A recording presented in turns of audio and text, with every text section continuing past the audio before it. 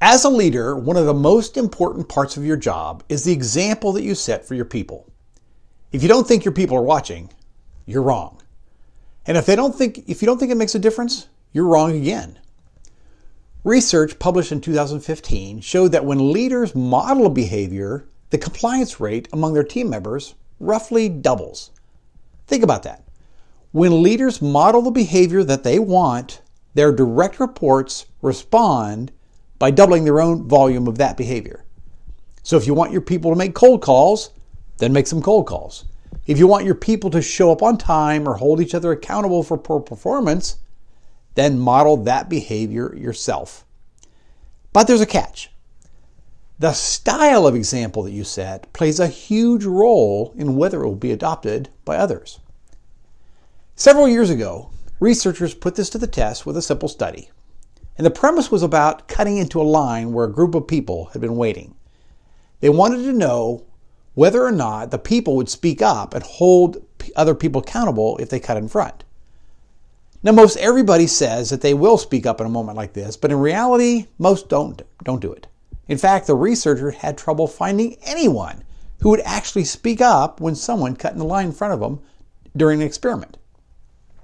So they decided to give the people a little help. And this time they planted a Confederate in that line. And so when the researchers had somebody cut in the line, the Confederate was told to call out, "Hey buddy, get to the end of the line like everybody else." And then the line cutter was instructed to apologize and go to the end of the line. After everyone witnessed this event, the researchers waited a few minutes and then sent a new person in to cut in the line, and this time behind the Confederate who spoke up. Maybe that example would encourage more people to speak up. Did it? Absolutely not. Nobody who observed the abrupt example spoke up when the second person cut in line. They expected the example to inspire those people to do what they wanted to do, but they didn't. So the researchers were frustrated. So they went back to the drawing board and ran the experiment again, and this time they changed one thing. Instead of having the Confederate speak up in an abrupt fashion, they had him use more tact. This time, when the person cut in line, the Confederate said, "I'm sorry, perhaps you're unaware. We've been standing in this line for 30 minutes. And then, just like in the previous experiments, the line cutter apologized and went to the back of the line. And then, after a few minutes, a second person cut in line. Now, what do you suppose happened now?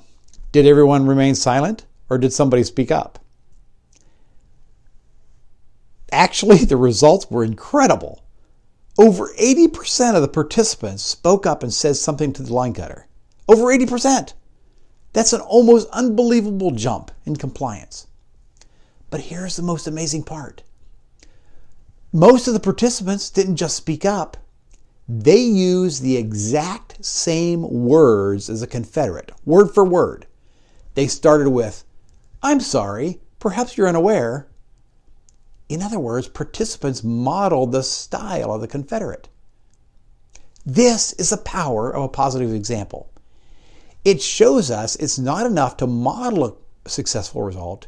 You've got to set an example that people will be willing to follow.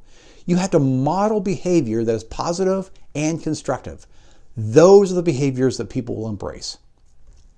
I've got a lot of ideas about how you can apply this to your accountability, motivation, time management, and other leadership tasks. If you're interested in videos about any of these topics, please let me know.